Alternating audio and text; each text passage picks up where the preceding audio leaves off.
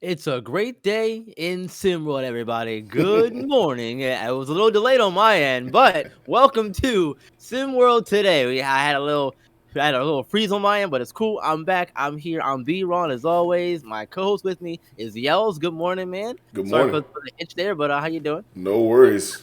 B-Ron getting his Joe Biden or Mitch McConnell on. I see Mr. you. Connell, yeah.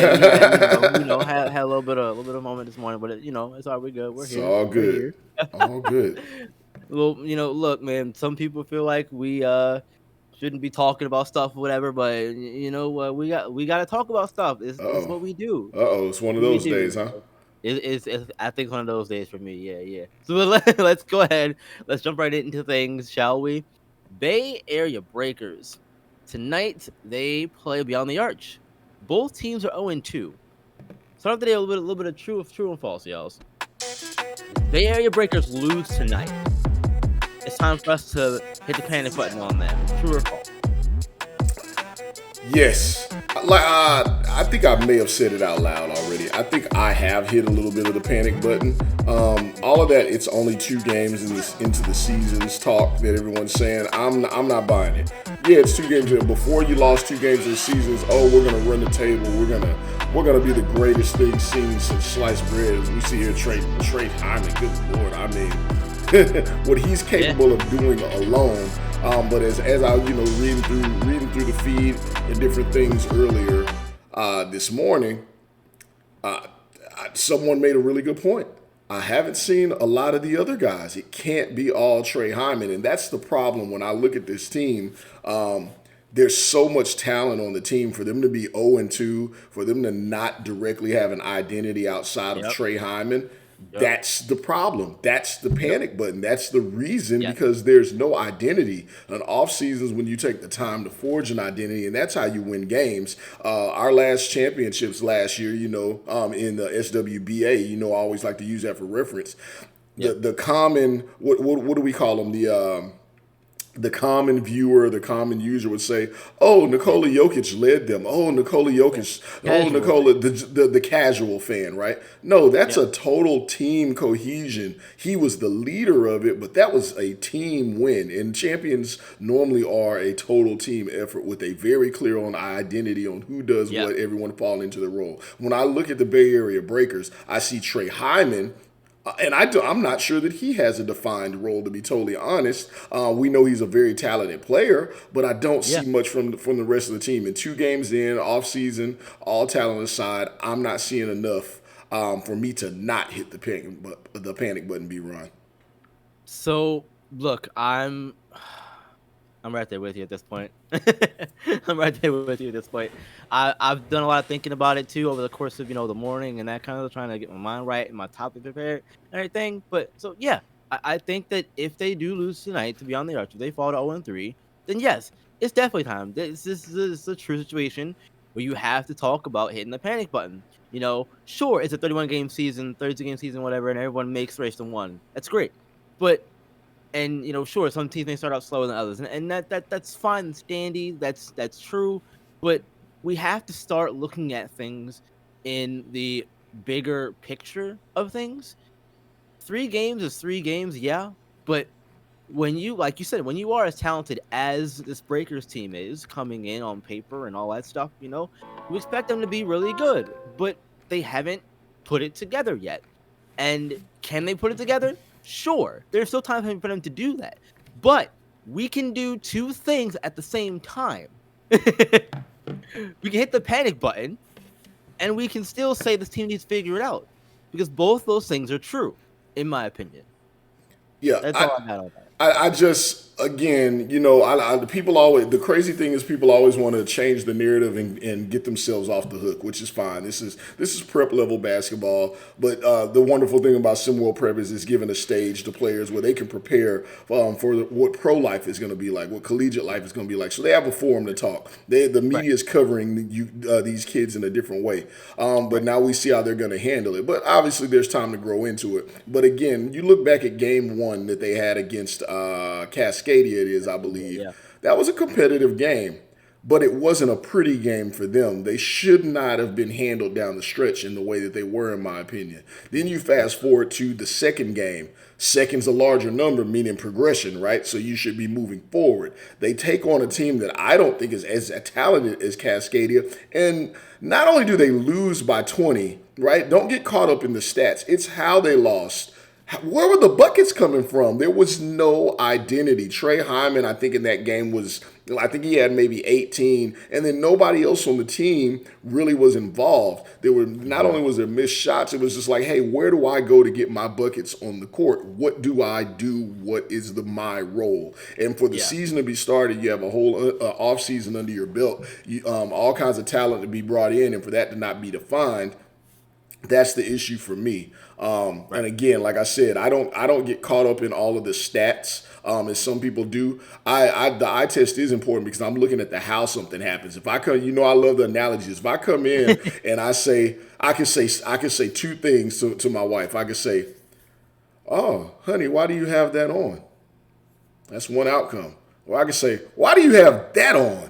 Right? Those are two different things. So when I watch these Right. games, Yeah. the stats say that was a bad game. The final score and the win-loss says you lost. But also, more importantly, when I look at how you lost, it was there was that last loss on the second game of the season where things should be figured out was deplorable, and they don't look great yet. So 2 games out of 31 game season, yeah, that does matter. This is not an 82 game season, B Ron. And it's a small sample It's a size. small sample. Their saving grace will be the race to one. We did see Beast of the East figure it out late last season, and they went on their run and they won the championship in the race to one. But on the other end of that, I don't think I ever saw Beast of the East have the expectations that Bay Area had, the player expectation, and then for them to falter as badly as Bay Area has. That's the other thing too, coming into and comparing those two teams, the expectations coming into the season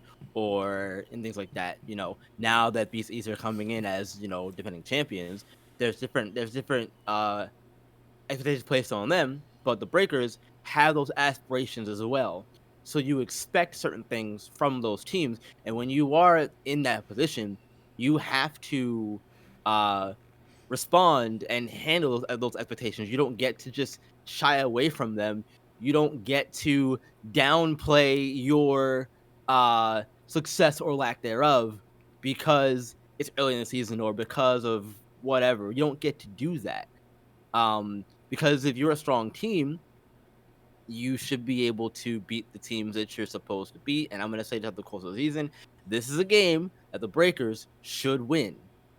They should win this game handily, if I may add. I'm so They glad should you win said it. I'm so glad you said it because I'm a fan of Beyond the Arc. I'm a big CC Lytle coach, big Yeah, Coach Lytle fan.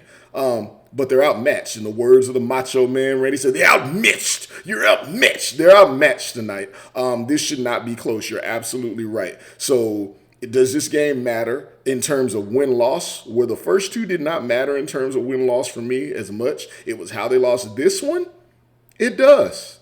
It matters in a major way. So let's not run from that Bay Area Breakers. Let's not hide from that. Let's not try and marginalize and minimalize. Whatever, word today. minimize. Excuse me, minimize the importance of tonight's game because they should not be able to compete with you guys. And if Bay Area wins this game by 2 points as they pull it out in the last minute and a half, that's not good enough for me to not be concerned. And last thing I'm gonna say before we move on here, that minimizing thing goes for any of those other teams who have either won a championship, looking at you Beats of the East, or teams with change with those aspirations, which are really all of them. But really, there's only a handful of teams that you could expect to have in that spot come race one time. Anyway, let's move on, shall we? We have a guest today joining us today on SimWorld today is Renzo Bryant. Or Renzo Bryant. Enzo. Whoa, wow. I am so sorry. Enzo, good morning. How you doing? It's good to have you here. Hey guys, how's it going? Going all right, man. Going all right. Good to have you. Good to have you. Where are you calling in from, man? Calling in from Canada. Just got back from practice. Okay, all right. No, no school for you yet, did I? Or No, not yet, not yet. We got a little okay. time off because of snow. Hey, Ah, so yeah, fair Enzo, enough. I'm gonna apologize for B-Ron right now. Yeah, I don't know where Please that don't came fail to from. come back to our show just because Yeah, B-Ron I am. has been sipping a little something this morning or whatever's Oh, happening. It's all I don't good. know what that was, and I don't Lorenzo's a know top like player. I think that's what it was. It was the Renzo and Enzo, and they got put together. That's what it was. My sincerest apologies. It's all Um, good. well, look, I got some questions for you here. Let's jump in right to those. You worked out with Isaiah Thomas recently. Yes. So we saw it over there on X your post about it. How did that go? And what was one of the biggest things that you learned from that workout with him? It was really fun. He taught me a lot about my height, so I struggle with my height in the game as you guys can tell. A lot of block shots, so just he Yeah. taught me a lot about how to deal with that, how to work around it, what I need to do to avoid getting blocked so many times. So he just taught me a lot about passing, finding my open teammates. He helped me out a lot, and he was just a nice kind of mentor for me. Enzo, how did that even come about? Have you been like close with Isaiah Thomas? Who connected you guys? I'm a big IT4 fan, so I have some other questions I may ask you another time about how everything's went down in his career, where he stands. Like if y'all have some kind of relationship, where he stands with everything. But did y'all have an existing relationship? How did this come about? No, not at all. So it really shocked me. So I recently made a TikTok account, Enzo Wolf, if anyone wants to follow me. Um, Nice so plug. he saw one of my TikToks and he DM'd me and asked if we could work out together. So figured why not? I mean, of course, I had to say yes. All right. Did you get the best of him in any of those workouts? Oh yeah, of course. He's a little bit older now, so I got him a couple times. That's fair. That's fair. Definitely understand that for sure. So, you joined the North in the middle of last season. Yes. How have things changed from last season to this one so far? And what has your relationship with Alex Rodriguez been like over the course of the middle of last season till now?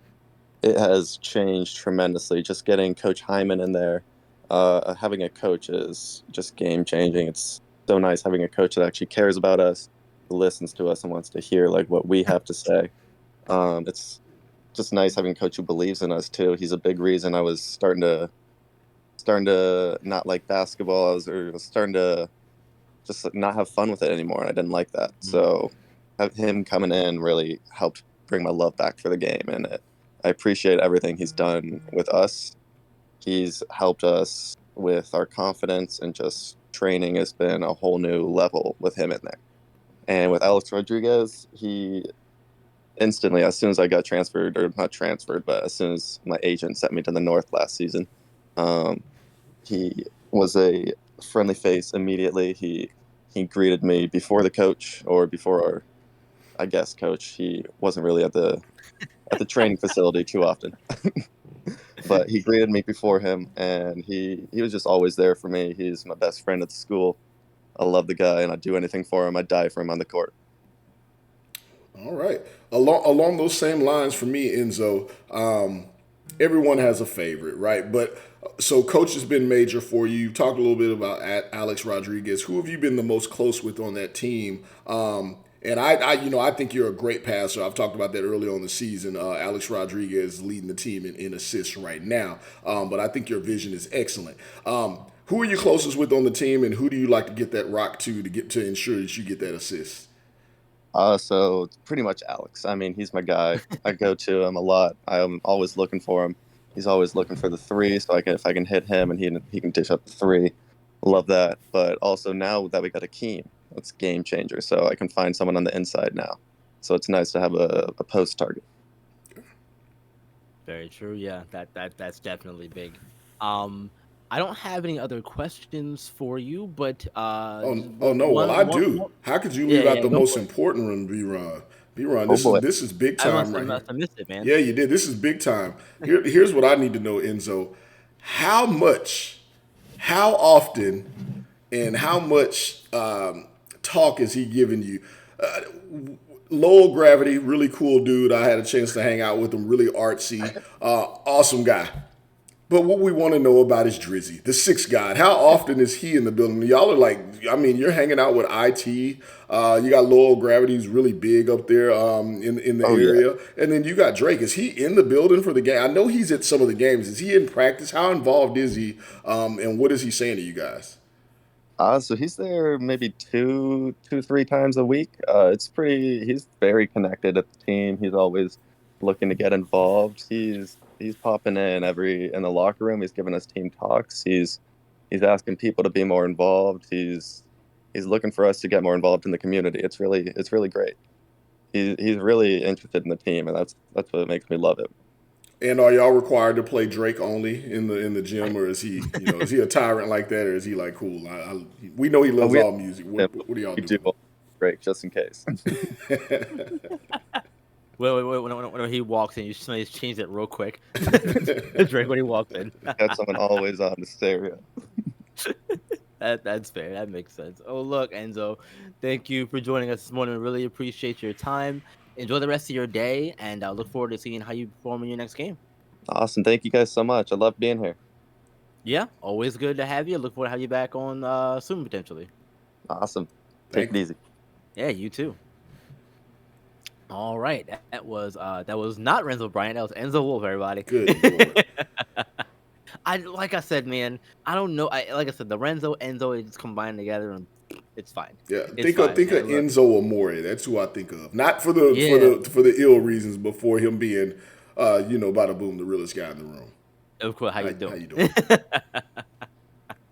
Well, look, we got one more thing to talk about here on the docket. Royce Anderson and Dylan Harper will meet tonight for the first time as the ATLians face the Indy Stripes. There's a lot of talk about Royce coming in, and there's a lot of hype around him being, the number one guy over there for the ATLians this season and all that stuff. But will this game show us if Royce was worth the offseason hype that he was given? And if he performs well, it's gonna be a case of, oh, it was all worth it. Or if he doesn't perform well, it's gonna be a case of, oh, well, maybe he's not the guy we thought he was, and that kind of thing. Again, 3 games in, it's early days still, but yes or no?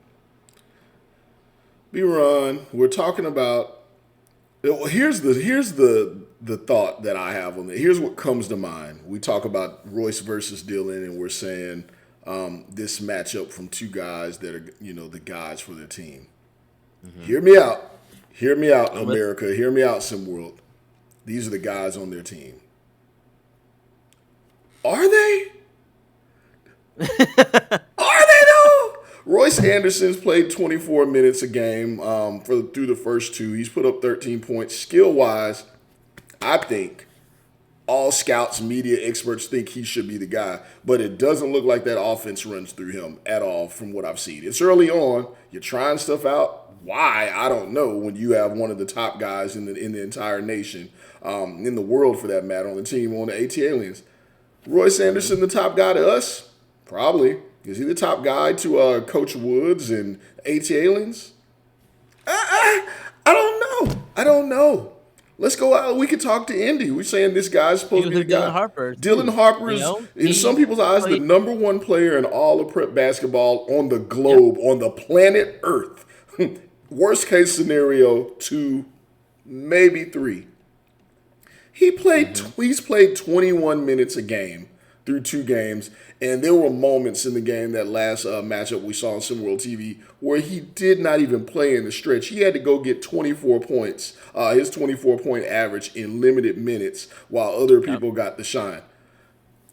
Is he the guy on the team? Has everyone bought into that? Do people recognize the scouting and the experts and give any validity to it at all? Dylan Harper is playing 34 out of 32 minutes for me in a game. Royce Anderson is playing 40 minutes out of a 32-minute game to me, and the offense is going through them. And I'm sorry, I'm a big fan of a lot of these kids on both teams, to be totally honest. I'm a Willie Styles fan. Orion Toomey is a dog. Adam Mahmoud can go get a bucket. Bevinson Patches can do things in moments. But I'm going to tell you like this. I'm like my mom would say, I'm going to put it to you like this. These guys are not only, But you're gonna get your shots in transition off of turning someone over, getting it off the glass, or if Royce Anderson creates it for you. On the indie stripes, JJ Hoops is a baller. Rizza Red, you better get in the pick and roll your ass to the basket and get your buckets to me.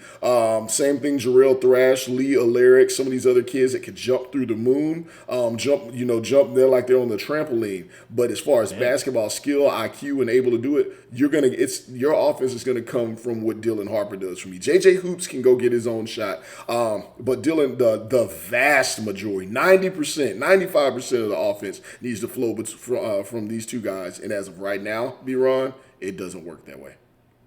And I'm in agreement with you. I think the offense has to go through both of them for their teams. But if Dylan Harper's not going to play, if he's only going to play 2 minutes in the second quarter of a game, what are we doing? That's crazy to me.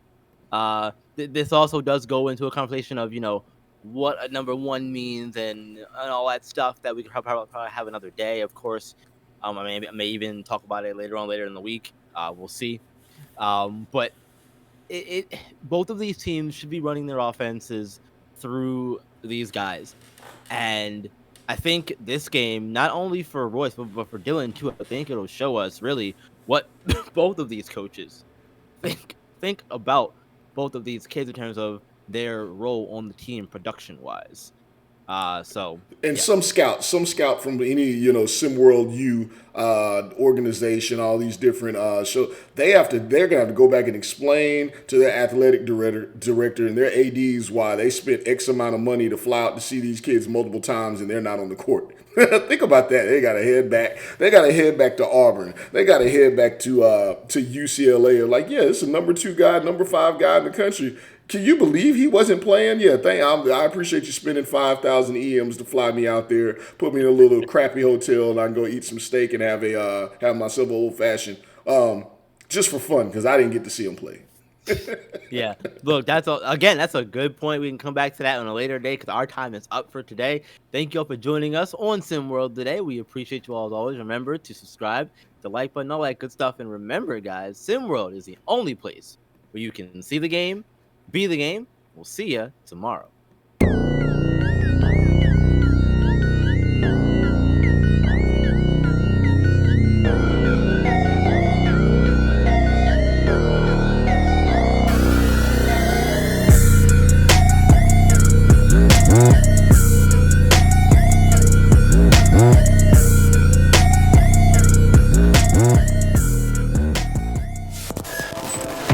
This has been a presentation of SimWorld